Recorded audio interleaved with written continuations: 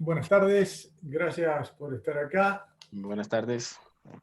Tenemos amigos de todos lados, hay gente de Colombia, hay gente de Perú, amigos como Eduardo, Nancy, Lili, Glenda, Mer, Sheva, Leonel, Gustavo, Gabriela, Juan, Carlos, Mónica. La verdad que tengo muchos parientes, me parece, por eso están todos acá, o muchos acreedores, no sé. Pero gracias por estar acá, amigos. Vamos a hablar de un temita que es interesantísimo. Venimos haciendo algunas charlas. Hace 15 días hablamos un poco de lo que era el derecho y la economía y el comportamiento, siguiendo las pautas de Daniel Kahneman, Richard Thaler. Hoy vamos a hablar un poco de neurociencias aplicadas al derecho. Dentro de 15 días trataremos de hablar de inteligencia artificial y derecho. Y en los otros 15 días, hablaremos de los contratos inteligentes, los smart contracts. ¿Esto qué significa? Que ha cambiado el mundo. Entonces, la cuestión es, ¿vamos a animarnos a replantear todo esto? Entonces, lo que vamos a hacer es, les pido que apaguen los micrófonos, así no hay tanto ruido para que puedan escuchar, por favor. ¿Qué vamos a hablar? De temas que son novedosos. Para esto hicimos un... A ver, Miriam, gracias. Ahí estamos. Entonces, ¿qué vamos a hacer? Plantear temas que son diferentes. Hicimos un curso en la fundación de Facundo Manes, interesantísimo, y cuando vos escuchabas lo que decía esta gente, decís, ¿y esto cómo lo aplicamos al derecho? Lo bueno es que la Universidad de Buenos Aires, siempre a la vanguardia, ya tiene el INEDE, que es Instituto de Neurociencias y Derecho, donde están analizando ya toda esta temática. Incluso están dando cursos de inteligencia artificial. La verdad que la Facultad de Derecho de la UBA, espectacular. Ahora, ¿qué trascendencia tiene todo esto? Tanta importancia le damos que nosotros damos en primer año Civil 1 y en último año la materia de seguros. Paradojalmente, la bolilla 1 de primer año y la bolilla 1 de último año son de neurociencias. ¿Por qué? Porque es lo que va a cambiar la neurociencia, la inteligencia artificial, todos los conceptos que tenemos nosotros del derecho. Entonces, hace 15 días hablamos un poquito de lo que era la economía del comportamiento. Para los que no estuvieron, muy rápidamente, se rompieron algunos esquemas, no porque lo digamos nosotros, sino porque lo dicen algunos premios Nobel, como Daniel Kahneman, que nos dice que en la toma de decisiones, el 90% de nuestros actos no son racionales. Es lo que él llama el sistema 1. Y que solamente el 10% se rige por el sistema 2, que es lento, analítico, meditado. En cambio, el sistema 1 es rápido, automático, veloz, emotivo. Y ese es el 90% de nuestras acciones. Vayan viendo ustedes. Ay, para que hay alguien que me está... Siempre la usa, ¿verdad? Ya no hay, solo estoy. Creo que sí, hay que decirle en redito. A ver si me apagan los micrófonos, por favor. Se agradecería. Gracias. Bueno, seguimos entonces. Entonces, ¿qué tenemos que hacer? Ver el derecho con las nuevas temáticas. Uno, esto del sistema 1 y sistema 2, que te determina que las decisiones no son racionales. Fundamental. Lo otro que también es trascendente, analizar la cuestión que los contratos no se leen. Y esto que parece una cuestión delirante, mis amigos, si nos analizamos a nosotros mismos y nos preguntamos, ¿quiénes de nosotros han leído los contratos de que suscribimos normalmente como consumidores? Realmente vamos a llegar a la conclusión que nunca lo hacemos. Y no lo hacemos nosotros no porque en Argentina o en Latinoamérica no tenemos ganas, no sabemos leer. No pasa en ningún lugar del mundo. Entonces, esto nos va a llevar a replantear un montón de cosas, de frases hechas que tenemos en el derecho que realmente no aplican. Es más, salió ahora un libro yankee muy interesante donde se habla de una conferencia de Richard Posner. Richard Posner es el doctrinario más citado en América, y Richard Posner, padre del análisis económico del derecho, dice en esa conferencia, yo no leo ninguno de los contratos de consumo que suscribo. Entonces la pregunta es, si no lo hace Richard Posner, que es el padre del derecho en ese aspecto, ¿lo tenemos que leer nosotros? ¿O te cambio la pregunta? ¿Existe culpa del consumidor por no leer los contratos? Bueno, ahí vamos a ir un poquito más adelante y vamos a apuntar al tema de las neurociencias. Y amigos, en la cuestión de neurociencias, Facundo Manes es el número 1, va adelantado, López Rossetti también muy interesante, y nos rompen los esquemas de todo lo que nos explicaron nosotros en la Facultad de Derecho. ¿Ok? Entonces, ¿qué es la neurociencia? Es el estudio del cerebro, en particular en aquellas cuestiones para cuando se van a tomar las decisiones. En ese sentido, es fundamental tenerlo en cuenta. ¿Por qué? Porque van a estudiar cómo se toman las decisiones, analizando el cerebro, hoy ya con resonancia magnética, y se puede hacer todo incluso de manera no invasiva. Otro, muy bien. Entonces, ¿cómo aparece todo el tema de la neurociencia? Es muy interesante. Los primeros casos, tradicionalmente se habla de un tal Phineas Gage, que era un capataz en el año 1848 en Estados Unidos. Estaban construyendo el ferrocarril, explota dinamita, salta un caño de 1 metro de largo y le entra por el ojo y le sale por la cabeza. 1848, increíblemente, esa persona se creía que se iba a morir irremediablemente, a los 2 meses vuelve a estar perfectamente. Puede caminar, puede hablar, pero ¿qué pasó? De ser una persona correcta, cumplidora, educada, se convirtió en un tipo soez, grosero, maleducado, incumplidor. Pero ¿y por qué si estaba bien? Ahí se empezó a analizar las primeras cuestiones del cerebro. ¿Qué había pasado? Ese caño le había roto una parte del lóbulo frontal. Y ese lóbulo frontal es el que la toma de decisiones y los límites que tienen las personas. Entonces, la primera cuestión es cómo aplica el tema de la neurociencia y el cerebro, cómo hay que estudiarlo para ver cómo tomamos las decisiones, las personas, que es un tema fundamental. Esta cuestión de la neurociencia se vincula mucho con lo que decíamos antes de la teoría del comportamiento.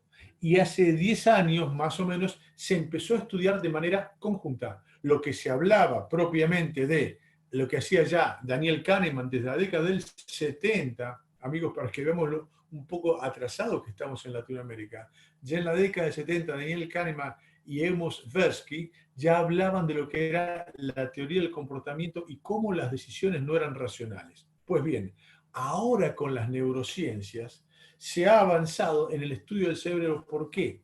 Porque hoy este estudio del cerebro ya no es como en el caso de Phineas Gage, que tuvieron que esperar que se muriera para ver qué parte del cerebro se le había roto. Ahora ya te estudian en vivo y estudian a varias personas a la vez. Entonces, lo que vamos a tener ahora es un análisis in vivo, haciendo estadísticas de cómo funciona el cerebro. Esto ya más adelante lo vamos a ver un poquito, cómo va a aplicar en la neuroeconomía, en el neuromarketing. ¿Por qué? Porque lo que nos interesa a nosotros es la neurociencia, pero la neurociencia aplicada al derecho, y dentro del derecho, en especial, a los consumidores. Porque si ya hace tiempo venimos diciendo que en realidad el consumidor, cuando toma decisiones, intuíamos que no eran muy racionales, hoy ya tenemos todo el aval científico para determinarte que eso no es así. Así vamos a ir viendo de a poquito dónde va a aplicar esto. Siempre es fundamental recordarlo al gran y querido Carlos Gersi. Ya en el año 89, él ya pontificaba que el derecho no es una ciencia que tiene que estar sola. Él ya exigía que estuviera vinculada con la psicología, con la sociología. ¿Por qué? Porque él ya veía en aquella época que no podíamos estar solos. Y hoy la neurociencia nos da un empujón en favor, pero también pegándonos en las bases, como para volver a analizar todo. ¿Qué va a implicar todo esto? Que tenemos que ser equilibrados. ¿Por qué? Porque la neurociencia no va a significar que hay un determinismo absoluto por parte del cerebro. Pero por otro lado, sí, tenemos que tener la humildad, los abogados y la gente de derecho, decir, che, ¿y si todo lo que pensamos de buena fe era equivocado? Porque nosotros seguimos lo que venían diciendo los romanos hace 2000 años. Muy bien. Y ellos lo decían con muy buena fe. Ahora es correcto. Entonces acá me gusta, hay una frase de los yanquis muy interesante que es, what if? ¿Qué pasa si lo que nosotros creíamos que era correcto no lo es? Entonces, creo que tenemos que empezar a analizar eso. ¿Por qué? porque ya tenemos estudios científicos que determinan que las pautas que nosotros teníamos respecto al derecho tienen bases que no son serias, que no son sólidas. Entonces, no vamos a tirar todo el derecho por la borda, no, pero sí no podemos ser tan necios de no replantear todo aquello que nos fue enseñado. ¿Por qué? Porque hay muchísimas cosas que han cambiado. Y acá viene la gran pregunta. ¿Vamos a dejar que eso siga así? Obviamente que es más fácil repetir que pensar, pero si nos están diciendo los estudios científicos actuales que lo que nos dijeron gran parte no es correcto, ¿no deberíamos reanalizarlo? Pues bien, ¿de qué vamos a hablar? Algunas cuestiones rápidamente. Vamos a analizar cómo pega la neurociencia en el derecho procesal, qué pasa con los testigos, cómo se analizan los jueces, cómo es la conducta de los jueces, qué pruebas periciales podemos llegar a tener, cómo impacta en el derecho penal. ¿Por qué? Porque hoy se parte de la premisa del libre albedrío y ya mucha gente con las neurociencias te habla de cierto determinismo. Cómo se analiza la imputabilidad, la predicción de conductas. Ya hay sistemas donde se determina que antes de que salga un reo para darle libertad condicional o no, se hace un estudio con resonancia magnética para ver si va a volver a reincidir o no. Vamos a analizar eso. En el derecho civil, el impacto que va a tener. El acto jurídico, discernimiento, intención y libertad del artículo 260. Sigue incólume. ¿Es así? ¿No ha cambiado nada? También, y finalmente vamos a ver un poquito en el tema del derecho de consumo, cómo le pega al consumidor todos los estudios de la neurociencia, que nosotros ahora lo aplicamos al derecho recién de manera más moderna. Pero las grandes empresas, cuando hacen marketing, ellos ya hablan del neuromarketing. Y vamos a ver cómo eso tiene una aplicación directa y estricta con los consumidores. Pero vamos a lo nuestro concretamente. ¿Cómo aplican las neurociencias en el proceso judicial? Por ejemplo, prueba testimonial. Muy bien, la prueba testimonial la venimos utilizando hace mucho tiempo y es certera la prueba testimonial, es correcta, sirve. Ya los romanos tenían ciertas dudas que decían testis unus, testis nullus. Con un solo testigo no alcanzaría. Pero más que la cantidad importa la calidad. Y la pregunta es, ¿se puede creer absolutamente en las pruebas testimoniales? Les comento que hay una fundación que se llama Proyecto Inocencia, donde ya han liberado a más de 150 personas que tenían condenas extensísimas basadas en testimonios, porque dichos testimonios no eran reales. Pero ojo, no eran testigos falsos, eran testigos que estaban convencidos de lo que decían, pero después por distintas pruebas se acreditó que lo que ellos decían no era correcto. Por ejemplo, por pruebas genéticas. Y hace poco hubo un caso muy interesante en Estados Unidos de una chica violada y que ella acusó que el violador era un artista. Muy bien. Claro, cuando se lo acusa al artista, el artista dice, mire, casualmente, yo no puedo ser, porque casualmente en ese momento yo estaba siendo entrevistado en la televisión. Por tanto, eso acredita fehacientemente que yo no era. Bueno, se hacen los estudios de neurociencia y ¿qué se acreditó? La memoria de esta chica, no hay, de haber pocas cosas más tremendas que una violación, la mente trata de enfocarse en lo que puede. Y resulta que esta chica, su mente no se enfocó en el violador, sino en la televisión que estaba prendida y le estaban haciendo la entrevista a este artista. Y ella de buena fe decía y juraba que el violador había sido el artista. Y realmente el artista ni siquiera había estado ahí porque estaba en la televisión. Entonces, con esto que queremos acreditar, que veamos cómo es el tema de la memoria, que a veces puede ser algo interesante, pero muchas veces puede llevarnos a resultados equivocados. Es más, nosotros ya conocemos que se habla mucho del detector de mentiras y todo eso, que realmente no tiene mucha fiabilidad. En cambio ahora, por la resonancia magnética, ya cuando el cerebro dice algunas cosas, se puede colorear el cerebro para ver si lo que está diciendo la persona es real o es falso. Es decir, que hoy a través de las neurociencias ya tenemos una posibilidad mucho más certera de ver si lo que están diciendo las personas son cosas reales o son temas que directamente son invenciones o que él cree que es real, pero realmente no es así. A nosotros nos habían dicho que tradicionalmente que la memoria son como cajoncitos donde uno va, saca el recuerdo y lo expone. Facundo Manes dice, no, amigos, esto no es así ni de casualidad. Y él te pone una analogía. Te dice, mire, la memoria es como el documento Word. Usted lo escribe y lo guarda. Al tiempo, usted cuando va a recordar eso, saca el documento y lo vuelve a exponer. Pero cuando lo expone, como que lo reescribe y lo vuelve a guardar. Pero lo que guarda no es la versión original, sino que es esta segunda versión. Y si uno abre varias veces ese documento Word, a la 10ª vez, el documento Word que vos guardaste puede no tener nada que ver con lo que vos realmente en su momento habías percibido. Y él pone un ejemplo que es impactante y es simpático. Cuenta Facundo Manes que cada vez que viene un científico extranjero, muchos dicen, bueno, quiero conocer a Facundo Manes, qué sé yo, bueno, y él tiene todo organizado, lo lleva a cenar a su casa, él lleva a los hijos, le cuenta un par de anécdotas. Claro, pero a veces vienen tipos no sé, de Finlandia, que no tiene mucho contacto Facundo Manes de qué hablar. Entonces le suele contar una anécdota interesante que es de cómo conoció él a su esposa en Europa, viajando, etc. Muy bien. Lo cuenta 1, 2, 3 veces. Hace poco tiempo la esposa le dice a Facundo Manes, che, Facundo, ¿qué le contaste vos a este señor? Y le conté la anécdota de cómo te conocí a vos. ¿Qué anécdota? Esa historia que vos le contaste no tiene nada que ver con lo que vos y yo pasamos realmente y cómo fue nuestro conocimiento y los distintos viajes.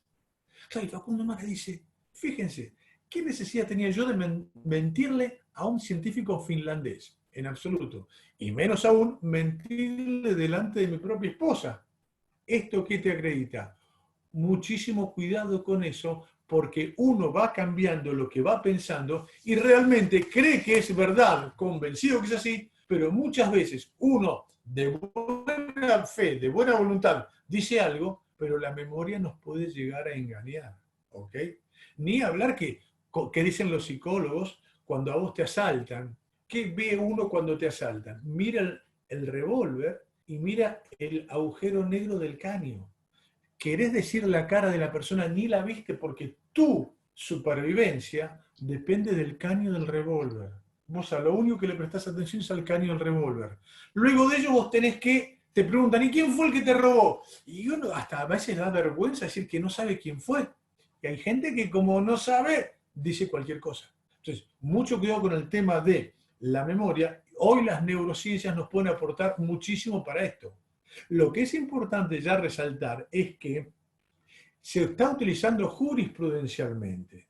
Incluso lo ha hecho nuestra propia Corte Suprema de Justicia de la Nación en Argentina, en el caso DMA, que era un muchacho que había tenido un accidente de tránsito y durante 20 años estuvo inmovilizado sin tener ningún tipo de reacción. Entonces los familiares dijeron, bueno, desconectémoslo porque es inhumano que siga así. Claro, ahora, no se tenía la certeza si esto era una muerte cerebral, si era un estado vegetativo o era un estado de conciencia mínima. ¿Qué hizo la Corte Suprema? Se contactó con la Fundación Favaloro, que tiene un instituto en neurociencias, donde trabaja Facundo Manes, lo mandaron a hacer los estudios de neurociencia para esta persona y ahí se determinó la situación en que se encontraba. ¿Por qué? Para los amigos que no son de Argentina, en Argentina no existe la eutanasia. Entonces había que discutir si la alimentación que le daban, si la hidratación era un tratamiento médico o no, porque de acuerdo a ello se lo podía llegar a sacar o no. ¿Okay? Entonces fíjense cómo ya se utiliza la neurociencia incluso por nuestra Corte Suprema para casos que son interesantes. Ahora vamos a hablar de la neurociencia y la aplicación a los jueces. Esto es una maravilla y quizás han escuchado hablar algo de todo esto, de cómo deciden los jueces. La verdad es que los jueces son personas normales que toman decisiones de acuerdo a cómo las tomamos nosotros. Y hay un libro que se llama El desayuno de los jueces. que hace referencia a cómo toman las decisiones los jueces. Y se hizo un estudio en Israel espectacular. Se tomaron a varios jueces, 1000 casos donde se pedía la libertad condicional de ciertas personas presas en Israel. Muy bien. ¿Qué se descubrió con esto? Que cuando el juez dictaba la sentencia a las 9 de la mañana, otorgaba la libertad en el 65% de los casos. Cuando llegaba a las 11 de la mañana, rechazaba todas las libertades condicionales. A las 2 de la tarde, otorgaba el 65-70% de libertad condicional y a las 4 de la tarde las rechazaba. Entonces, sí, pero ¿qué está pasando acá? ¿Es una cuestión de horario? ¿Qué le pasa a estos jueces? Hasta incluso se llegó a pensar, ¿habrá una cuestión de que están poniendo plata? ¿Cómo es la cuestión? No, muy sencillo. Justamente es la parte cognitiva que se reveló a través de las neurociencias. Cuando el juez llegaba a las 9 de la mañana, descansado, recién desayunado, el desayuno de los jueces, bien cognitivamente, recuerden, sistema 1 y sistema 2. El sistema 1, rápido, automático, veloz. El sistema 2, lento, meditado. Pero el sistema 2 te consume energía. Entonces, cuando llegaba a las 9 de la mañana, el juez, recién desayunado, todo bien, descansado, agarraba el caso, lo analizaba profundamente con el sistema 2, consumía energía, pero otorgaba las libertades condicionales cuando correspondía. Con el tiempo le iba bajando la fuerza que tenía él cognitiva. Entonces, ¿qué pasaba? A las 11, 12 del mediodía, como él ya estaba cansado, ¿qué hacía? Utilizaba lo que se llama el sistema 1. El sistema 1, ¿qué es? Rápido, automático, veloz. Entonces, ante la duda, ¿qué hacían los jueces? Rechazaban. Mirá, no sé, ante la duda, rechazo. Después iban a almorzar. Volvían nuevamente ya descansados, alimentados. Las primeras sentencias que dictaban, la mayoría, cuando correspondía, otorgaban la libertad condicional. Luego, cuando iba pasando el tiempo, comenzaban a rechazarlo. Noten ustedes que esto es trascendente. La libertad de las personas puede llegar a depender del horario en que el juez dicte la sentencia. Y esto no es hablar mal de los jueces de Israel, es lo que pasa en la realidad con los jueces en todo el mundo. Entonces, ¿qué significa esto? ¿Cómo debemos aplicar la neurociencia para estudiar todo esto? Que se estudió también ahí en Israel, lo que se llama el sesgo de retrospectiva. Cuando hablamos en la otra charla, decíamos que muchas veces las decisiones nuestras son sesgadas, son parciales, son limitadas. ¿Y qué es el sesgo de retrospectiva? Se analizó estadísticamente que muchos casos de mala praxis son condenados. ¿Por qué? Porque el juez condena como culpable al médico. ¿Y por qué lo condena como culpable? Porque el juez tiene el diario del lunes. El juez ya sabe la mala praxis que se produjo y sabe cuál fue el daño que se ocasionó. Entonces, la neurociencia que te indica, ojo con ese tipo de decisiones, porque como ya sabe el juez cuál es el resultado, tiene una mayor tendencia a lograr la condena. ¿Por qué? Porque ya sabe que había pasado. Es más, se hicieron estudios muy interesantes, estudios de laboratorio, donde se hace un estudio de psiquiatría. Entonces se dice, un psiquiatra hizo tal cosa, no avisó que había un daño. ¿Y qué pasó? De acuerdo a si se le ponía el ejemplo que había un daño grave, leve o muy leve, la gente como que lo condenaba de acuerdo al daño que se había producido y no tanto a la conducta, que era el mismo caso. Algo análogo sucedió en Alemania, se hizo un estudio de lo que se llama el sesgo de anclaje. Anclaje y ajuste. ¿Qué es esto? Nosotros tendemos a repetir lo que ya viene. Por eso es que muchas veces la Cámara de Apelaciones ratifica la sentencia de primera instancia, en gran parte de los casos. ¿Qué pasó en esto? Se juntaron abogados penalistas alemanes. Se pusieron 2 grupos, 10 jueces en cada grupo que no tuvieron contacto entre sí. Muy bien. Se les da a ambos grupos el mismo caso. Pero a un grupo se le dice, mire, acá el fiscal pidió 5 años de condena. En cambio, al otro grupo se dijo, acá el fiscal pidió 2 años de condena.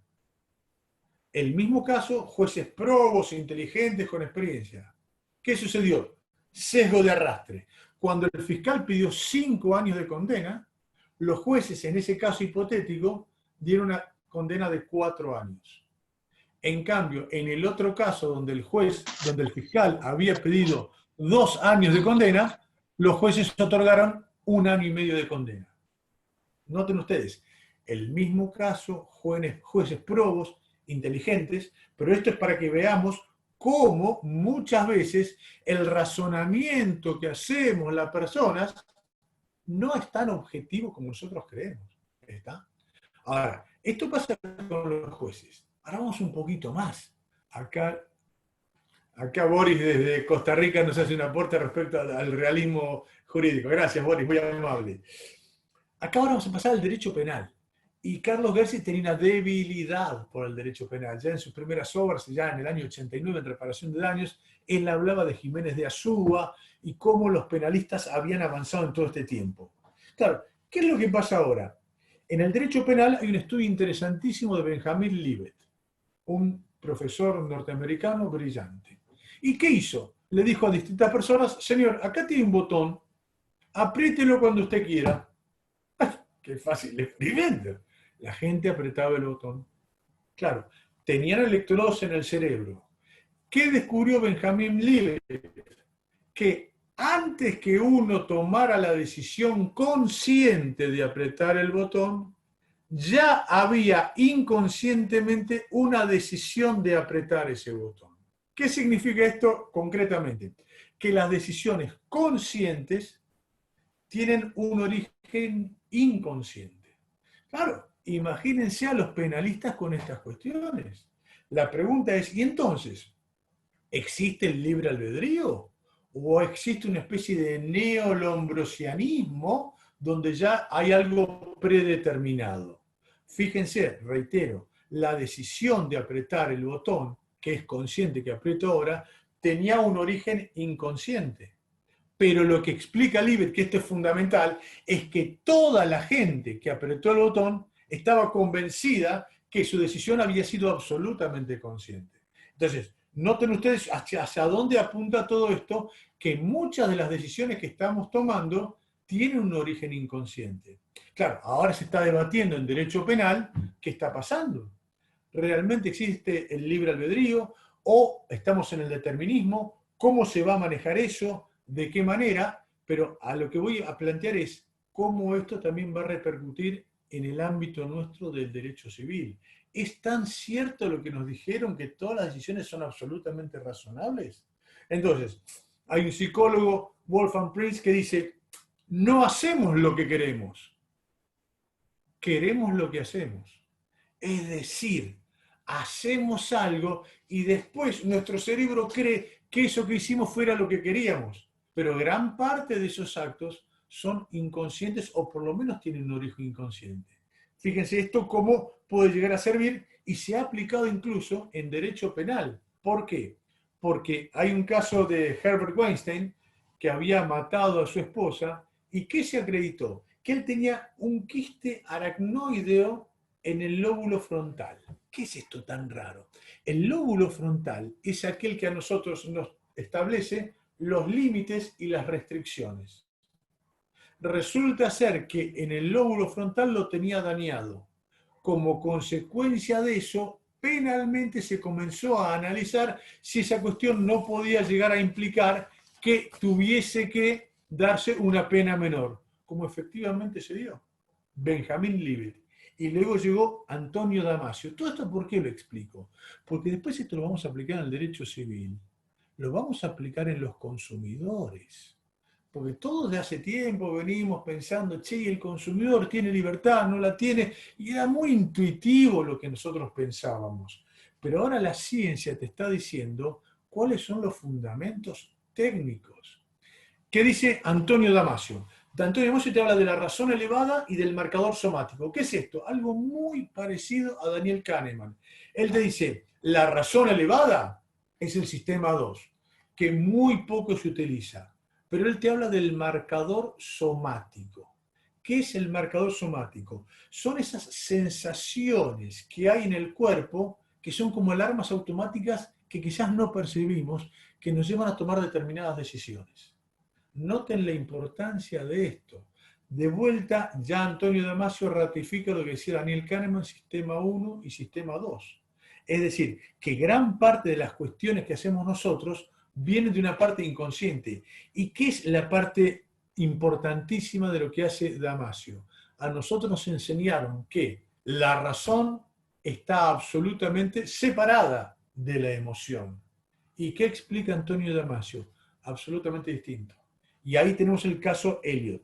El caso Elliot era de una persona que le operaron de meninges, que es la parte asociada a las emociones. Lo operan, la operación sale perfecta, todo excelente, pero ¿qué sucedió? Esta persona operada era un empresario de mucho éxito, que le iba muy bien, felizmente casado, tenía amigos, todo bárbaro. Después de la operación, entró en bancarrota, se divorció 2 veces, perdió todos los amigos. ¿Por qué? Porque al tener ese problema en las meninges, no tenía la parte emocional como correspondía. Y entonces, ¿qué te dice Damasio? Que cuando nosotros no tenemos la parte emocional, somos como procesadores, pero que no tomamos decisiones. No, porque, a ver, vos fijate, vos vas a un restaurante y tenés el menú y decís, bueno, carne o verdura, ok, carne blanca o roja, roja. Y así, rápidamente. Ahora, ¿por qué vas tomando esas decisiones? Porque hay una parte emotiva que te va llevando. ¿Qué te dice Damasio? Que la emoción es como el viento que empuja la vela para tomar la decisión. Porque si vos te pones a analizar fríamente un menú y tenés que ver si comes carne o verdura, puedes estar todo el año tratando de analizar qué es lo que vas a hacer. Entonces, ¿qué es lo que se plantea justamente con este determinismo? Vamos a ver de qué manera se hace esto y cómo son las decisiones que se toman. Tan es así, que ya en el derecho penal hay un gran autor mexicano, Laveaga, que te dice, yo no sé, francamente no sé si lo dice metafóricamente, lo dice en serio, pero lo dijo en la Escuela Judicial de México, que en rigor de verdad, en el futuro, el análisis de las decisiones de los jueces penales van a ser más cercanas a químicos, expertos en química, que en jueces. ¿Por qué?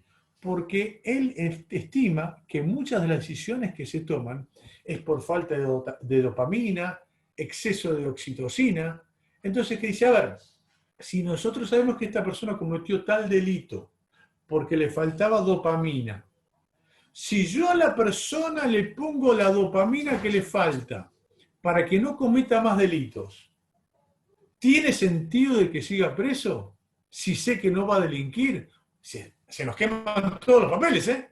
Es una cosa dificilísima. Pero fíjate el planteo que es el tipo. Si yo sé que alguien cometió un delito por la falta de dopamina, si yo a esa persona le doy la dopamina que le falta y sé que no va a delinquir más, por lo menos en ese tipo de delitos aberrantes, ¿amerita que esté preso cuando yo sé que tengo la solución para que no vuelva a cometer el delito? Noten ustedes que este es un tema interesantísimo que obviamente nos excede, la gran mayoría de acá somos civilistas, ¿no? Pero nos excede, pero vos fíjate cómo hay que replantear todo el mundo. Entonces, ¿qué es lo que quiero decir yo? Ojo con estas cuestiones porque hoy ya se está cambiando el enfoque de todo esto. Por un lado tenemos el libre albedrío, que era la escuela tradicional. Del otro lado tenemos el determinismo, que lo lidera Laveaga. Y por otro lado tenemos el compatibilismo humanista, que es otra escuela de derecho penal que dice, bueno, la verdad es que no somos, casi como decía Lombroso, absolutamente deterministas. Pero ojo, tampoco tenemos la libertad que a nosotros nos enseñaron en la mera teoría que existía. Porque si nos ponemos a pensar nosotros todo lo que decimos, vos fíjate, qué interesante. Nuestro Código Civil, artículo 260, acto voluntario, discernimiento, intención y libertad. ¿De dónde sale? Del Código de Vélez. Muy bien. ¿Y el Código de Vélez de dónde surge? De Ortolán. ¿Y Ortolán de dónde viene? Del derecho romano. Ergo, lo que tenemos hoy de acto jurídico viene de hace 2000 años. Y la pregunta es, che, ¿y lo que la ciencia ha aportado al respecto, no deberíamos tenerlo en cuenta? Aclaro que esto no son afirmaciones mías, sino que son dudas que tengo. Estamos haciendo terapia de grupo con todos ustedes, pues no tengo la solución. Si la tuviera estaría en Harvard, seguro. Pero, a ver, con mis psiquiatras ahora están encerrados por la pandemia, digo, muchachos, hagamos una webinar y planteemos todo esto, porque se me quemaron los esquemas. Todo lo que nos habían explicado parece que gran parte no es correcta. Entonces la pregunta es, seguimos repitiendo lo mismo. Por eso nuestros alumnos en primer año, lo primero que les digo es neurociencia, inteligencia artificial. Y también se los digo a los de quinto año que están por recibirse, porque nosotros no podemos sacar a la calle futuros profesionales que no sepan que ha cambiado todo el derecho. Para nosotros es una patada en la cabeza, ninguna duda. Pero acá, como bien dice Antequera Ríos, nos tenemos que replantear todo. A ver, en Argentina tenemos un póster de un monito que se rasca la cabeza y dice, una vez que me aprendí todas las respuestas, me cambiaron todas las preguntas. Y eso es lo que nos está pasando. Se está cambiando todo el derecho en general. El tema es si nos animamos a replantearlo o no. Y acá es donde vamos a empezar ya a llegar más a nuestro querido derecho civil. Fíjense el derecho civil, ¿cómo lo tenemos que analizar? 1. Daniel Kahneman, que te dice, el 90% de las decisiones que tomamos no son racionales. 2. Antonio Damasio, que te dice, ¿sabe qué, señor? Las decisiones que toman son por los marcadores somáticos, que son las sensaciones corporales que tenemos para tomar una decisión. Y Benjamín Libet, que te dice, las decisiones conscientes tienen un fundamento inconsciente. Fíjense cómo nos han pegado en la base de todo el derecho. Esto es lo que tenemos que empezar a reanalizar. Por eso un gran amigo, Fernando Sina, él habla del, en vez del acto voluntario, él dice el acto cuasi voluntario. Porque la pregunta es, amigo, con todo lo que venimos exponiendo, ¿de verdad que mañana en la clase le vamos a hablar a nuestros alumnos del discernimiento, la intención y la libertad que va a tener la persona para decidir? ¿En serio vamos a decir eso? Si no es cierto. Sabemos que no es cierto. No sabemos para qué lado hay que ir. No, es verdad. Pero también sabemos que lo que le estamos diciendo no es lo correcto. Por eso insisto, en Civil 1 le tenemos que decir, chicos, ojo, esto es lo que se venía diciendo hace 2000 años. Pero ¿sabes qué? Me parece que hay un error grosero. No me pidas la solución porque no la tengo, pero la tenemos que empezar a buscar. Para tomar una solución, primero tenemos que saber que hay un problema. En cambio, si creemos que seguimos con lo de los romanos sin ningún problema, no vamos a llegar a ningún lado. Y fíjense cómo es, acá me plantean, es imprescindible que nos hagamos cargo. Sí, claro, muchos de nosotros somos profesores. ¿Y esto nos va a cambiar todo lo que veníamos diciendo hace años? Sí. ¿Y de qué manera? No lo sé, pero sé que lo tenemos que hacer. Esa es nuestra responsabilidad como profesores. Amigos, gran parte de nosotros somos profesores de la UBA y estamos meta orgullosos de que la UBA es una de las más grandes universidades del mundo. Sí, acá está nuestra obligación, acá está nuestro compromiso. Nosotros vamos a tener que replantearnos todo lo que estamos diciendo, lo que creíamos que era una verdad revelada, y que ahora la ciencia, no una opinión, la ciencia dice, muchachos, ojo que cambió el mundo. Esto es lo que yo quiero plantear, especialmente para los abogados y los que son profesores más jóvenes de la facultad, porque tenemos que ver cómo enseñamos el derecho. No hay manera que hoy enseñemos el derecho sin hacer hincapié en las neurociencias y en la inteligencia artificial. Si no hacemos eso, le estamos mintiendo a los alumnos dolosamente. Sí, dolosamente porque no, le estamos diciendo cosas que no son las correctas. ¿Se entiende? Entonces, esto es lo que queremos plantear. ¿Y cómo se puede llegar a utilizar la neurociencia en la parte práctica? Acá está Silvina, que tiene muchas cuestiones con gente que tiene ciertos problemas. Muy bien, hoy, vos fijate, ya la neurociencia se utiliza para daños psiquiátricos, porque hoy perfectamente podés llegar a saber por esos estudios el daño que tiene el cerebro para cada caso concreto. Nos va a servir para el daño físico. Vos fíjate el daño físico. Muy bien, una persona tuvo un choque, se lastimó, qué sé yo, ¿qué dolor tuvo? Y el dolor, y vos lo mirás y decís, ¿qué sé? Le habrá dolido mucho. Ahora, ¿sabés cuánto le dolió? No, lo suponés. Pues bien, mis amigos, a través de la neurociencia y la resonancia magnética, podemos saber exactamente cuál es el dolor que ha tenido esa persona en particular. Y ni hablar del daño moral. Daño moral, decimos, sí, cuando una persona tiene la pérdida de un pariente, tiene un daño moral muy grande. Sí, ¿y de cuánto? Y hacemos un promedio. Mis amigos, hoy, a través de la neurociencia, podemos llegar a saber efectivamente en cada caso en particular cuánto es el quantum del daño moral y del sufrimiento que ha tenido la persona en ese caso concreto. Fíjense ustedes cómo ya esto nos está dando y nos está aportando cuestiones muy importantes para el ejercicio diario de la profesión. ¿En qué más nos sirve la neurociencia? En el tema de prevención del daño, en la prevención de reincidencia. Dentro de 15 días vamos a hablar de la prevención de reincidencia a través de la inteligencia artificial, que es otra cosa totalmente distinta. Eso se maneja a través de algoritmos inteligentes. Hoy no, hoy vamos a hablar de la predicción de reincidencia a través de la neurociencia. ¿Por qué? Porque a través de cómo funciona el cerebro ya hay estudios bastante más precisos para saber si una persona tiene mayor probabilidad de reincidir o no.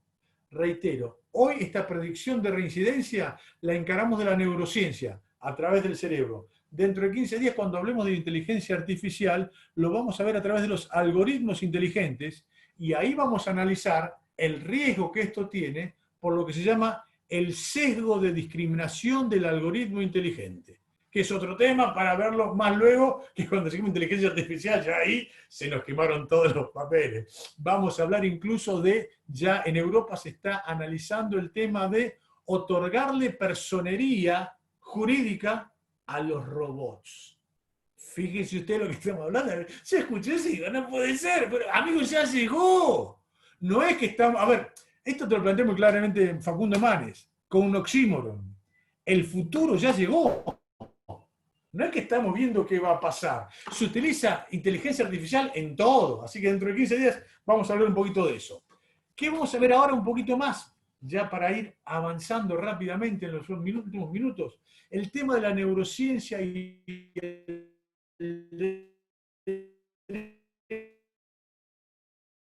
derecho de consumo. Esto es por supuesto. Ahora, la pregunta es, señores, si ya veníamos intuitivamente pensando que las decisiones que tomaba el consumidor no eran racionales, a los colegas que yo tengo una idea muy loca, que para mí el contrato de consumo no existe. ¿Por qué no existe el contrato de consumo? Sencillo. Y Leonel se ríe. No, Leonel, no te rías de mí, es una cosa increíble, falta de respeto. ¿Por qué el contrato de consumo no existe? Si es un contrato de consumo, es una especie del género que es contrato. Muy bien, excelente. Ahora, mis amigos, ¿qué nos decía el gran Alterini? ¿Cuáles son los pilares del contrato? Consentimiento, autonomía de la voluntad, obligatoriedad y efecto relativo de los contratos. ¿Ok? Si me faltara uno de estos 4 pilares, no podría ser una especie dentro del género. Pero se da la paradoja que el contrato de consumo le faltan los 4 pilares. ¿Alguno puede llegar a decir que en un contrato de consumo hay consentimiento? No, mis amigos, como ya decía el gran Carlos Bersi, asentimiento y apenas asentimiento. Segundo, autonomía de la voluntad. ¿Qué es autonomía de la voluntad? La posibilidad de negociar en pie de igualdad con la otra parte. ¿Quién de ustedes negoció con una compañía de seguros y le dijo, yo opino? Cállate, tonto. ¿Qué vas a opinar? No tenemos ningún tipo de autonomía de voluntad. La obligatoriedad. La obligatoriedad, le cuento a los amigos que no son de Argentina, que el Código Civil yo lo critico en muchísimas cosas, pero hay otras que son geniales. El artículo 1118 del Código Civil es una maravilla que determina lo siguiente.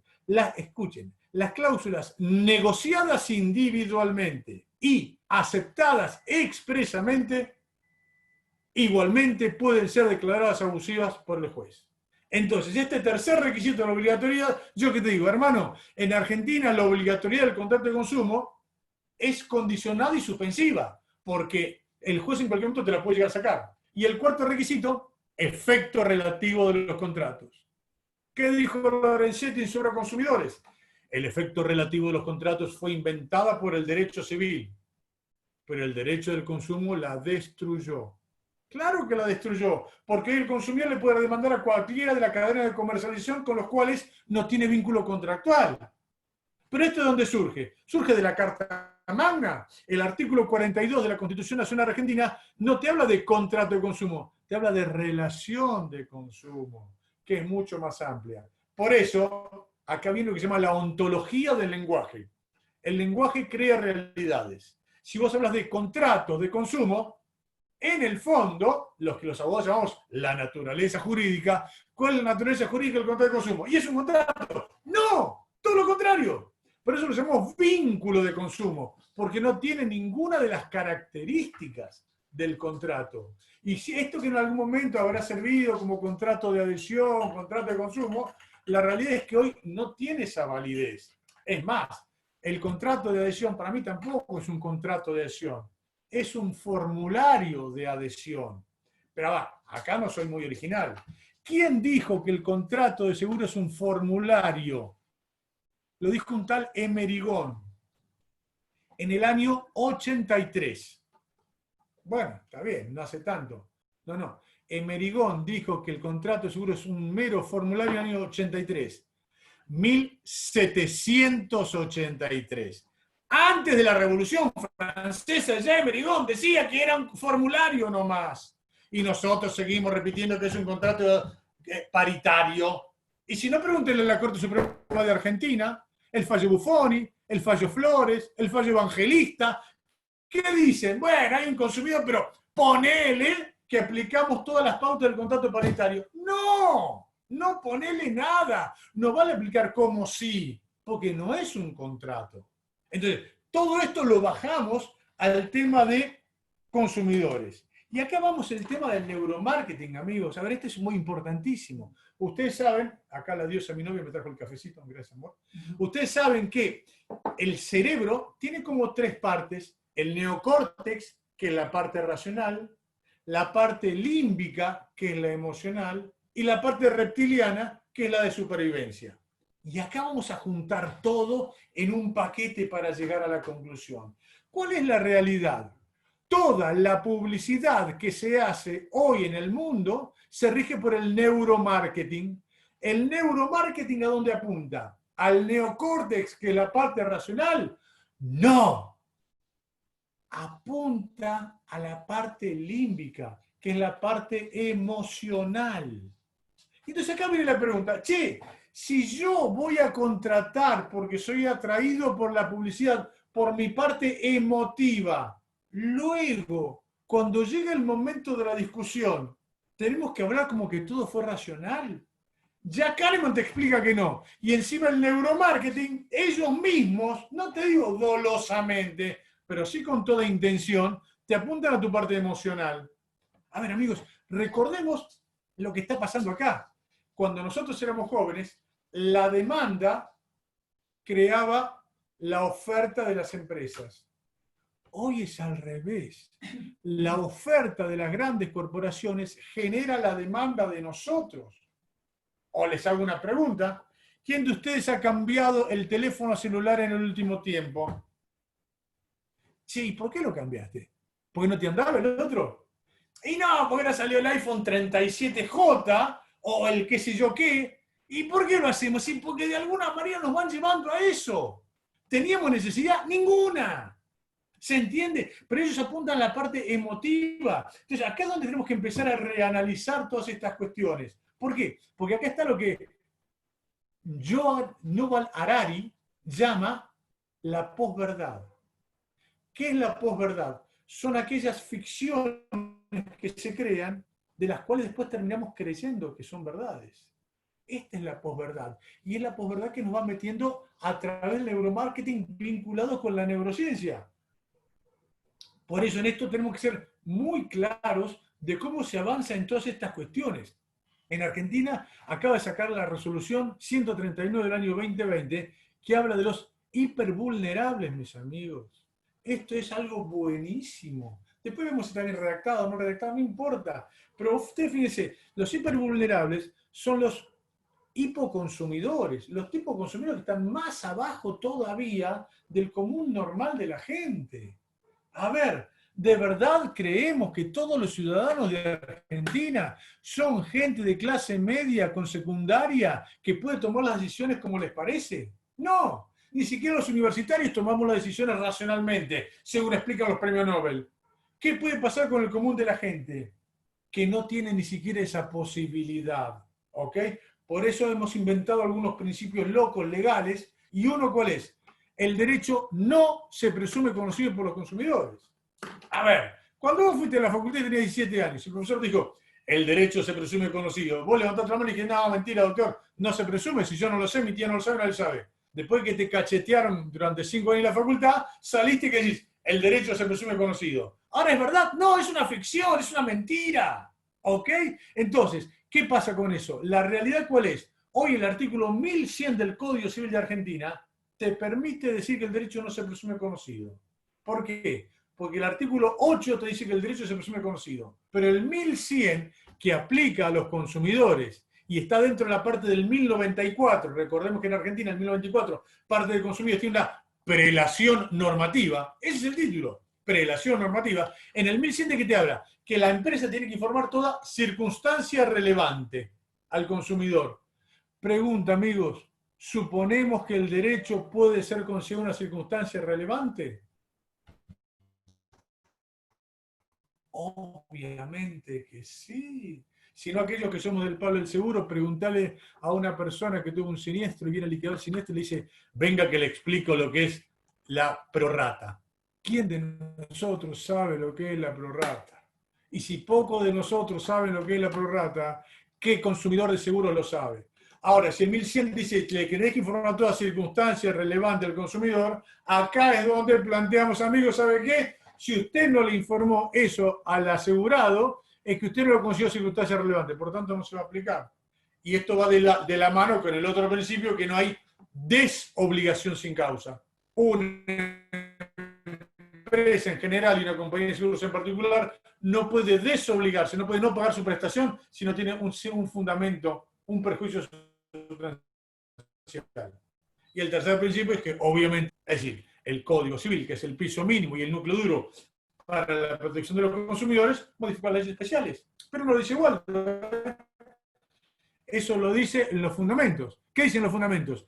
La ley especial podrá mejorar el piso mínimo y el núcleo duro del Código Civil, pero nunca lo podrá empeorar.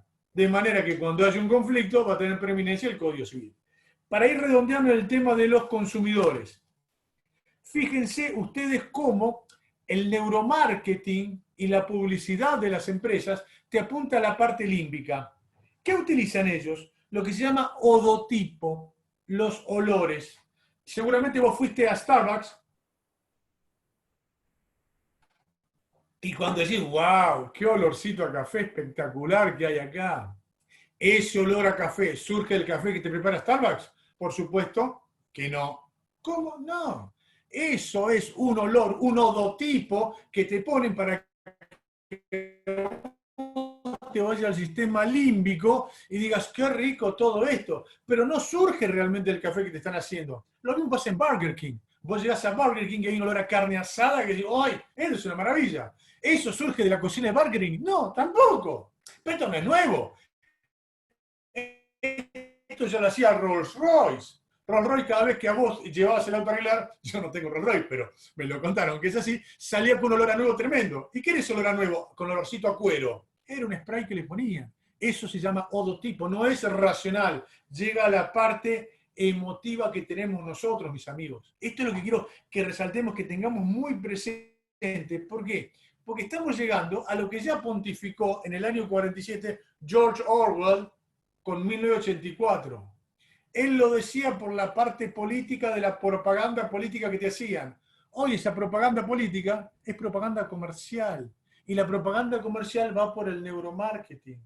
Reitero, el neuromarketing, por definición específica, no apunta a la parte racional, sino que va a lo emocional. Te atraen. El gancho es emocional.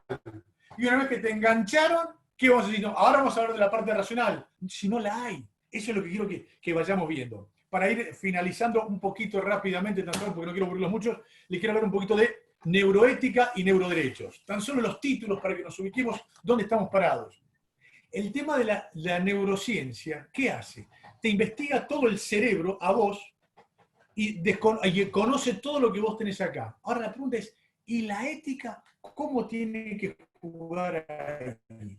Y acá viene lo que se llama el derecho a la intimidad. ¿Por qué? Porque la pregunta es, ¿hasta dónde te pueden averiguar a vos de tu cerebro? La pregunta es, ¿hasta dónde llegan? Porque vos decís, a ver, cuando vos te haces una resonancia magnética, ¿cuál es el límite? No hay. Porque vos estás ahí entregado y con el escáner te escanean todo el cerebro y te sacan toda tu información. Entonces, primero, temas éticos fundamentales. ¿Qué se hace con la información? ¿Hasta dónde se llega? Pueden tener tuya información que te es inconsciente. ¿Y qué pasa con esa información? No solo eso, más temas éticos. Hay un caso, un leading case de Estados Unidos, el caso Tatiana Tarasov, de un psicólogo donde el paciente le dice, mire, yo estoy enamorado de Tatiana y Tatiana no quiere salir conmigo. Se lo voy a plantear de vuelta. Si no me hace caso, la voy a asesinar. Se lo dijo al psicólogo. Pregunta, ¿qué tiene que hacer el psicólogo ahí? ¿Tiene que violar el secreto profesional? Fíjense, el tema delicadísimo donde nos metemos. El secreto profesional es una cosa más importante que hay, pero si vos tenés algún tipo de certeza que puede pasar algo, lo debes decir. Porque dice la jurisprudencia yankee que vos lo tenés que violar el secreto profesional cuando tenés una probabilidad más o menos cierta de que haya una persona concreta que pueda sufrir un daño. Muy bien, pregunta, ¿qué pasa cuando a vos un neurocientífico te hace el estudio del cerebro y determina que vos sos una persona peligrosa? ¿Te tiene que denunciar? Estos son problemas éticos. Tienen que decir, mire, esta persona puede cometer un delito. Y que te van a reprender a vos tan solo por lo que pensás, quizás inconscientemente, y por eso te van a limitar. Hasta ahí te deben decir. Es decir, ¿se convertiría la neurociencia en la policía del cerebro? Lo tiramos para que lo vayamos viendo. Les aclaro que hay muchísimos temas de esto que son importantísimos. ¿Por qué? Por ejemplo, ya tenemos la cuestión de implantes cerebrales. En Estados Unidos hay 30.000 personas con implantes cerebrales. ¿Y qué es este implante cerebral? Lo vamos a ver en la próxima charla de inteligencia artificial. Esto es Internet of Things. ¿Y qué es Internet of Things? Son aquellos dispositivos pseudoelectrónicos, casi como computadoras, conectados a Internet. ¿Qué significa esto? Que el dispositivo que vos tenés en el cerebro está conectado a Internet. Ah, y si está conectado a Internet, ¿qué puede pasar? Te lo pueden hackear. A ver. Fíjense ustedes que acá tenemos otro de los temas que es inconcebible, parece mentira, pero ya es real. Si a vos te pueden hackear tu computadora, que es un dispositivo electrónico conectado a Internet, ¿no te podrán hackear tu cerebro? Por supuesto que sí. Por supuesto que sí. O sea, fíjense los temas neuroéticos a dónde estamos. Otros, a través de psicofármacos. Ya hay psicofármacos que te mejoran sustancialmente tu capacidad de estudio, de concentración. Y acá le planteo a los profesores universitarios, che, ¿qué pasa si viene un estudiante que tomó un psicofármaco y tiene la memoria y la inteligencia de Einstein? ¿Le pondremos 10? Sí. Y después viene otro de un barrio pobre que no pudo comprar ese psicofármaco, que se rompió la cabeza tremendamente para estudiar y va a saber menos de la mitad que el otro. ¿Y qué hacemos? ¿Le ponemos 4? ¿Lo bochamos? ¿Lo comparamos con el otro? Ni hablar de lo que va a pasar con estos psicofármacos también en los empleos. El empleado, ¿dónde va a quedar? Yo voy planteando temas éticos que van a aplicar en esto ya casi inmediatamente. Para ir cerrando la última, los neuroderechos. ¿Qué son los neuroderechos? ¿Hasta dónde nosotros tenemos otros derechos nuevos, o neologismos, pero son nuevos derechos? Por ejemplo, de la privacidad. A ver, principio de no autoincriminación. Ya hay máquinas que se están desarrollando para leer el cerebro sin que nosotros nos demos cuenta. Y entonces, ¿se podrá tomar esa prueba nuestra en contra nuestro?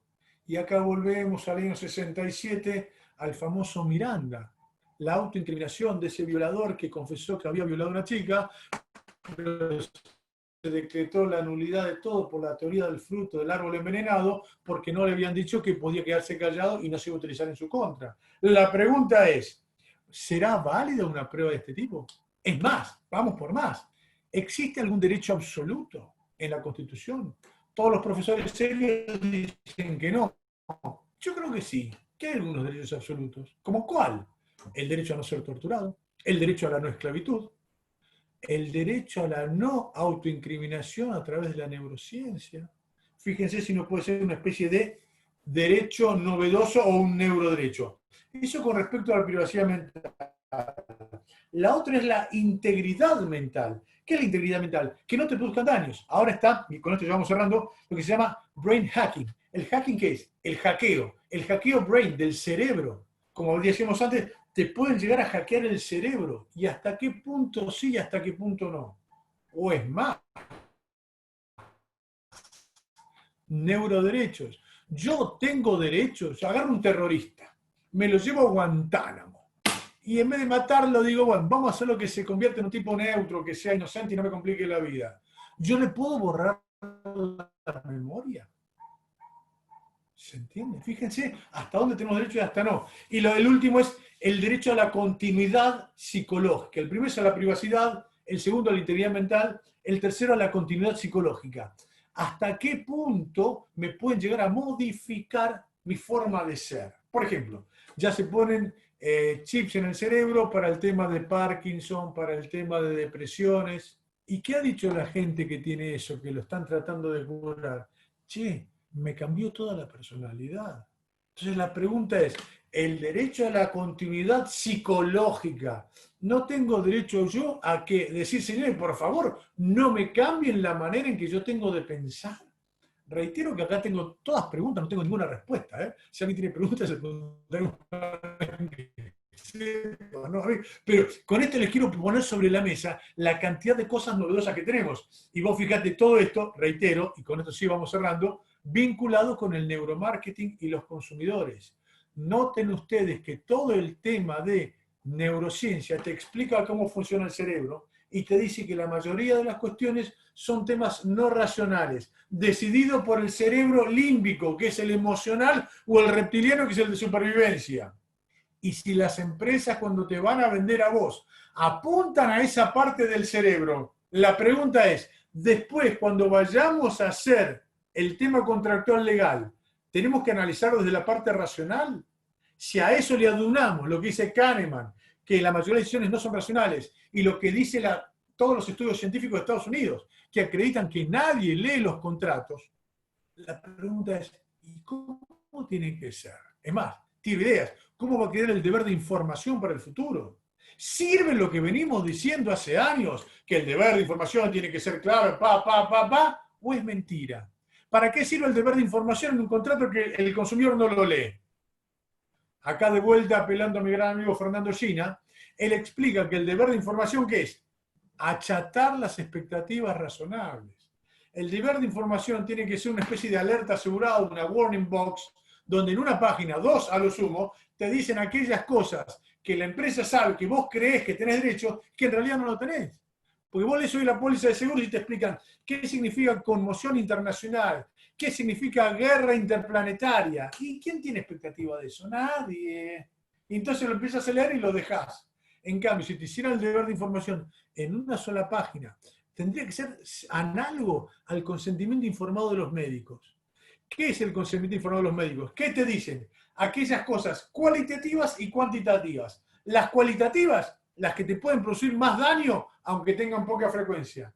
Las cuantitativas, aquellas que no te producen tanto daño, pero que tienen una gran probabilidad que pase. Equilibrando eso, más o menos vamos a tener una idea de que el deber de información sea eficiente.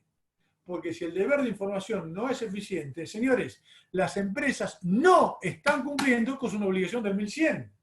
Porque ellos saben que vos no lees el contrato. No hay ninguna duda de eso. No hay que ser un genio, no hay que vivir en Argentina para saberlo. Entonces, acá me dice Boris, el miércoles 8 de julio damos inteligencia artificial. Sí, Boris. Y ahí está el ID. Gracias. Ahí lo puse en el chat. Entonces, para ir cerrando, amigos, tenemos millones de dudas, millones de cosas que no tenemos respuesta. Sí tenemos una certeza. La mayoría de las bases de lo que nos enseñaron en el derecho hoy no están vigentes, hoy no son científicamente sostenibles, son meros axiomas que se dijeron pero que no fueron probados. Y hoy la ciencia dijo, señores, eso que dijeron, por lo menos no es como se planteó. Con esto cerramos. Esta es un poquito la idea. Replantearnos el derecho ¿Por qué? Yo no sé cómo será en otras partes de Latinoamérica, pero acá en Argentina somos 45 millones de ciudadanos y somos 200.000 abogados. Si nosotros le preguntamos a los ciudadanos, che, ¿vos creés en los abogados? ¿Qué te va a decir la mayoría de la gente? La mayoría no. Pero no porque el abogado robe, no, nada que ver. Es porque el abogado no le lleva soluciones a la gente de carne y hueso. Ese es nuestro problema y ese es nuestro desafío, que paralelamente con la justicia, obviamente. Pero nosotros tenemos que cumplir con nuestra parte. Nuestras demandas judiciales tienen que ser docentes. ¿Por qué? Porque esto que estamos señalando ahora, se lo tenemos que explicar al juez, que él también fue criado, a ver, yo lo tuve con profesor a Marco Aurelio Risolía. Les explico a los amigos que no son de Argentina, que era esa persona junto con Guaglianone, su mejor amigo, se sabían el Código Civil de Vélez Sarsfield de memoria. Eran 4.051 de la facultad y veían pasar los autos. Miraban la patente, buscaban los 4 últimos números.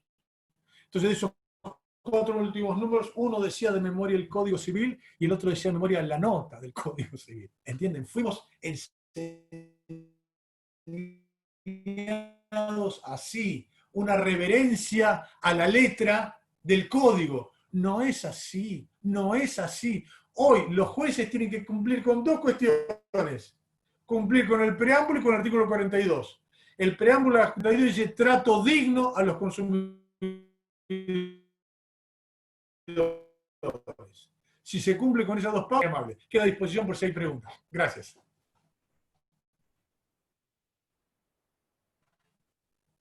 Me parece que se unió la mitad de la gente. De aquellos que se queden despiertos, si alguno tiene algún aporte, alguna acotación, sería buenísimo para que hagamos terapia de grupo entre todos.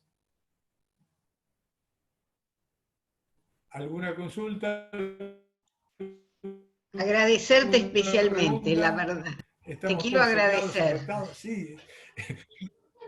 Gracias, Lili. Le comento a los amigos que no son de Argentina que Lili es una de las doctrinarias más importantes de Argentina, así que Lili, bueno, muchas gracias. Porque te dije gracias, decís eso, por favor. Ya lo sabemos que estamos acá, así que no, a mi edad ya no tengo que hacer piropos innecesarios. Digo lo que pienso. Gracias. ¿Algún aporte de algún amigo, que alguna duda, alguna cosa rara que se le ocurra?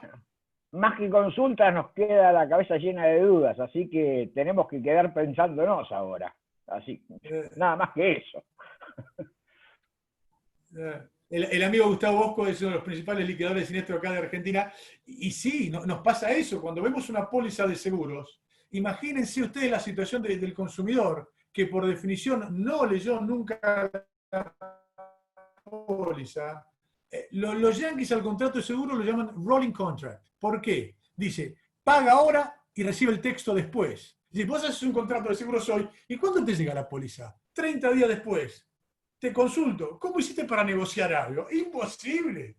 Y cuando te llegó ya estás pensando en otra cosa. Te llega la póliza y la guardaste. ¿Ok? Esos son temas delicadísimos que tenemos que ver. Por eso, en la próxima charla, entre 15 días, vamos a hablar de los smart contracts, los contratos inteligentes, que parecería... acá hay una alumna, gracias, Vicky, muy amable. Estos contratos inteligentes parecería que sería... la panacea. Y ojo, mis amigos, el proceso de Kafka es un poroto al lado de los smart contracts. Lo vamos a ver dentro de 15 días porque es un tema peligrosísimo y tenemos la obligación de plantearlos, sin ninguna duda. Waldo, Glenda. Sí, ¿cómo estás? Cuando hablabas de analizando, ¿no?, lo que iban a hacer, si podían culpabilizarlos, me hizo acordar de la película de Minority Report. Y me preguntaba, cuando hagan la película de tu vida, ¿crees que te va a hacer Tom Cruise? ¿Va a ser tu rol? Dicen que nos parecemos. Les cuento a los amigos, Glenda Durning es una gran amiga que en la Facultad de Derecho en la UBA nosotros tenemos un sistema que usamos hace 30 años que se llama el sistema Pimpinela. Nosotros defendemos a los, les conté a los que son de Latinoamérica, el Pimpinela es un conjunto horrible de Argentina, que cantan, pero cuando cantan se pelean los 2 hermanos. Como nosotros en la UBA somos herejes, nuestros alumnos tienen prohibido pensar como nosotros. porque si no eso sería pereza mental. Con Glenda, que es abogada de compañía de seguros, o ex abogada de compañía de seguros, hacíamos ese pimpinela. Nos peleábamos delante de los alumnos y cada uno, yo ponía la posición de los consumidores, ella la compañía de seguros, y los alumnos decían, che, al final, cuando terminaba la materia, le hacíamos un trabajo práctico anónimo. Nos contaban las cosas buenas y malas de la cátedra. Y una de las cosas que más les gustaba a los alumnos era el pimpinela, porque del mismo tema veían las dos alternativas. Así que Glenda siempre colabora con eso. Muchísimas gracias, Glenda, era importantísimo el aporte. Gracias, Linda. A mí me parece que realmente para que los principios de la neurociencia puedan capitalizarse en el derecho, también tiene que haber un cambio de mentalidad judicial, una amplitud en materia de pruebas, porque todo esto hay que efectivizarlo realmente. Entonces, con un sistema procesal como generalmente tenemos, no solamente nosotros, sino en las provincias, es bastante difícil la incorporación de una serie de elementos que estarían muy útiles en materia de neurociencia, no solamente en derecho penal, yo pienso que también en derecho civil, en todas las cuestiones de daños y perjuicios, donde frente a las malas praxis o cualquier tipo, hasta de los simples accidentes, esto puede muy bien funcionar. Tiene que haber un cambio de mentalidad total. Esperemos que se dé. Sí, ahora nosotros tenemos que hacer nuestro aporte también. Vos fíjate qué importante. Lo que vos decís, Miriam, es excelente. Ahora, ¿cómo logramos ese cambio? La pregunta sería, che, ¿cuántos de nosotros cuando hicimos un juicio de daños y perjuicios pedimos la pericia de un neurocientista? ¿Ok? Entonces, somos nosotros los que se lo tenemos que plantear. ¿Qué un tipo de neurociencia? Y sí, vamos a la Fundación Favaloro, al INECO de Facundo Manes, al INEDE de la Universidad de Buenos Aires. Sí, somos nosotros los que se lo tenemos que plantear al juez para que él diga, uy, mira, che, acá hay otro punto de vista. Es decir, nosotros los abogados muchas veces le pasamos la pelota a la justicia. Y es verdad, ellos cometen errores. Pero también somos nosotros los que tenemos que insistir. ¿Por qué? Porque recuerden que la herejía de hoy es la ortodoxia del mañana. Leonel cuando da clase, él habla de la responsabilidad objetiva y la toma como algo natural. Cuando yo tenía la edad de él, que estaba en la Facultad de Derecho, había sangre en los pasillos de la Facultad de Derecho de la UBA, discutiendo si la responsabilidad objetiva no era tirar por tierra todo lo que habían dicho los romanos. Y Jambías decía, el derecho no es una física de las acciones. Y hoy ya la nueva camada dicen, acá me dice Adrián, una consulta de Carlos Ariosa. Con gusto. Carlos, prende el micrófono y... Así que depende de nosotros con todo gusto. Somos nosotros los que tenemos que plantear todo eso. Es un tema importantísimo. Pero somos nosotros cómo deberíamos hacerlo. ¿Ok? Así que tenemos que ayudar a la justicia. Por eso siempre hablo de demandas docentes. Somos nosotros los que le tenemos que explicar a los jueces muchas cosas, que después ellos la van a tomar seguramente, pero debemos plantearlo nosotros. Es nuestra responsabilidad. Waldo. Sí. Boris. Boris, ¿qué tal? Desde Costa Rica, uno de los principales abogados de Centroamérica. Un amigo, Boris. Gracias, Waldo. Me disculpo por no abrir la cámara, pero estoy sencillamente impresentable. Entonces, vamos a comunicarnos así. No, para Miriam, ahora que hacía el comentario de ese cambio que tiene que haber en el sector judicial, yo en una entrevista que recién le hice a Waldo comentaba la historia de un caso que lo empezamos en el año 2009, hablando precisamente de la inaplicabilidad de la teoría general del contrato a los contratos de consumo. No se hablaba todavía de la neurociencia, pero precisamente se comprendía desde ese momento que no podíamos hablar de contratos paritarios cuando estábamos hablando de materia de consumo. Y entonces, este era un caso en el que estamos hablando de un consumidor de seguros que no había pagado su póliza en 3 años por un hecho que era achacable o relativo a la aseguradora y al intermediario.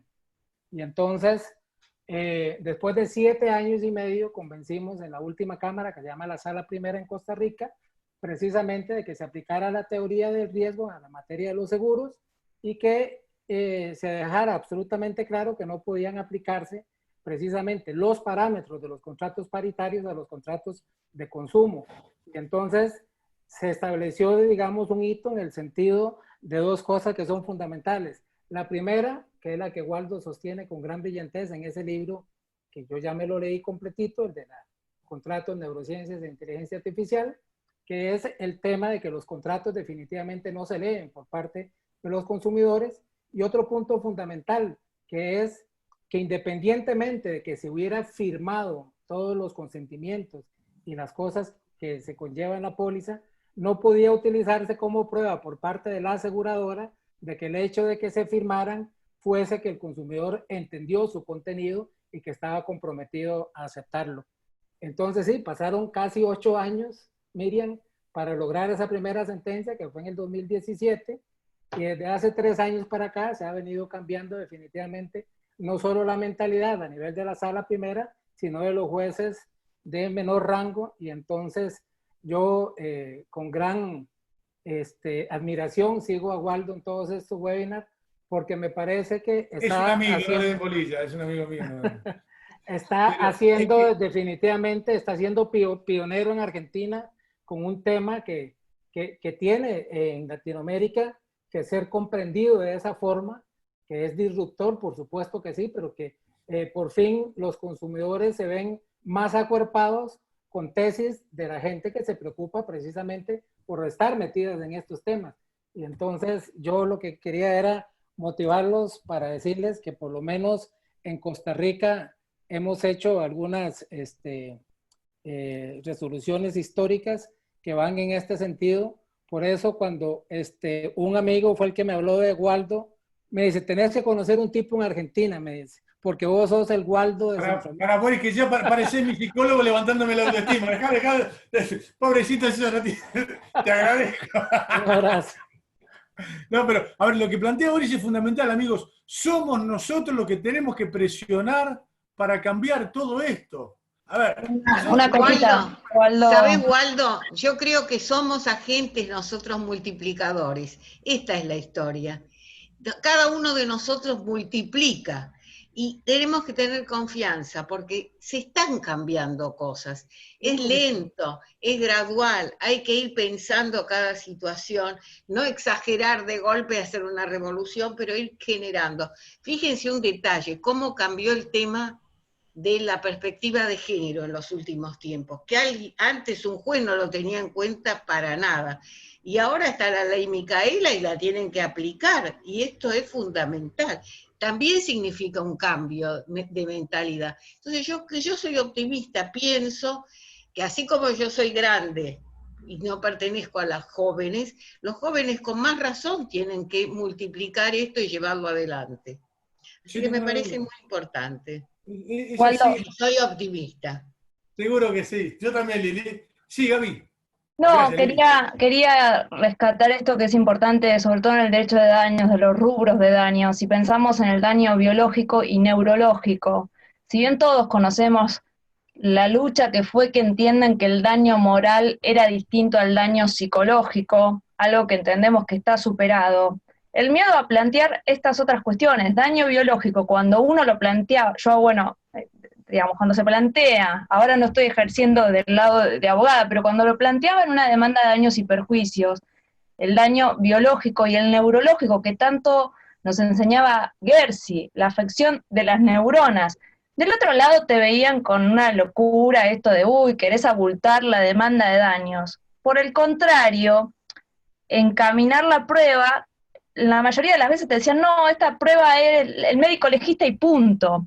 Esto lo conocemos todos, nos pasa a todos cuando planteamos, pero no hay que dejar de hacerlo, porque uno te va a decir que sí, uno te va a dar a ese perito especialista en la neurociencia, en la neurología, para ver si hay lesión de una neurona o si hay este tipo de daños que vos planteabas. El daño biológico en Italia, lo mismo, es decir, no, es todo daño físico, no es lo mismo. Entonces, coincido que hay que animarse a plantearlo y que no tengamos miedo a esto de que parece algo extraño, pero no lo es. Simplemente es insistir, insistir, y en algún momento alguien te va a decir que sí.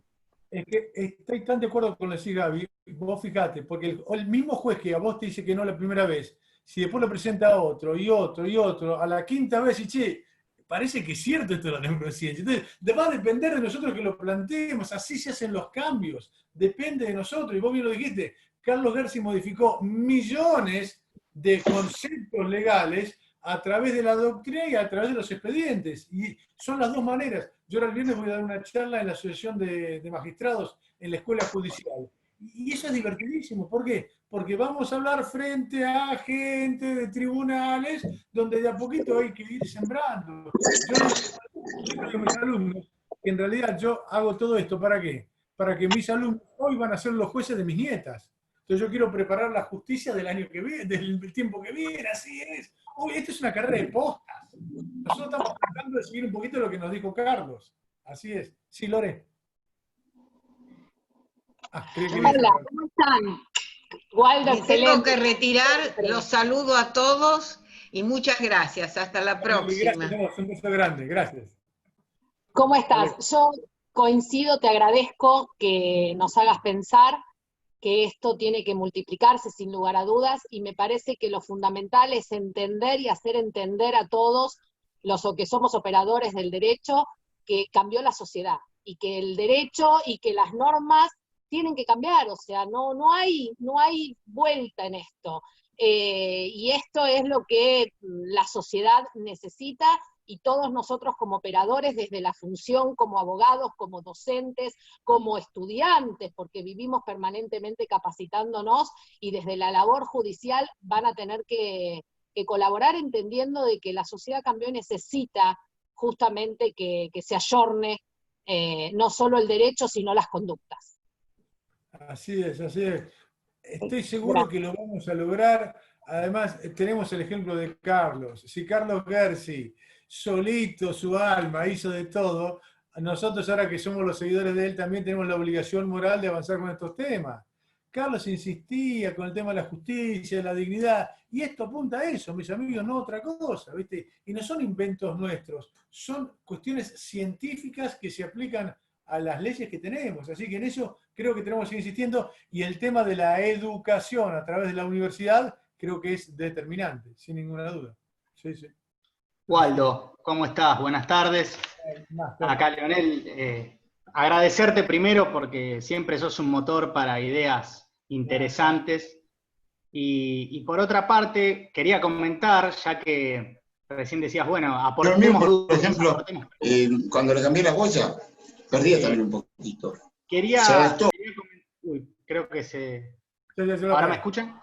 Pero, ¿por qué? Decía que recuerdo cuando recién salió el Código Civil y Comercial, que mencionaba, estábamos muy preocupados por el desguace del artículo 50 de la prescripción de la Ley de Defensa del Consumidor, y vos me dijiste enseguida como regla, no, pero se aplica la prescripción general, plazo de 5 años. Y yo dije, qué interesante lo que plantea Waldo, pero no le va a dar bola a nadie, vamos a ser sinceros.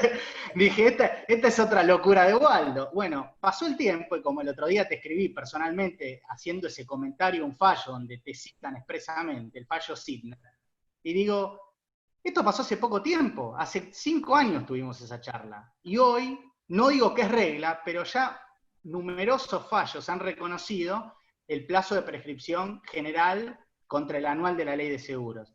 Entonces, estas cuestiones que a veces hablamos como lejanas, están mucho más cerca de lo que pensamos. Y hoy vos decías de qué pasa con los contratos.